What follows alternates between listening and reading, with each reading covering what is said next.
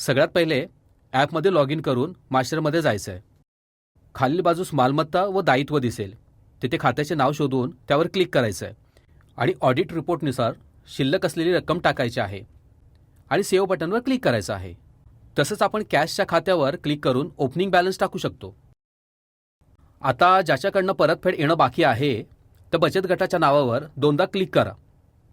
हे झालं की ओपनिंग बॅलन्स असं दिसतंय ना, तिथे थकबाकी असलेली एकूण रक्कम टाका. मग पुढे सेव्ह बटनावर क्लिक करा. आता लोनबद्दलची सगळी माहिती टाका. म्हणजेच काय तर एकूण किती रकमेचे लोन दिले, कोणत्या तारखेला दिले, किती हप्त्यांसाठी दिले, व्याजदर किती होता वगैरे.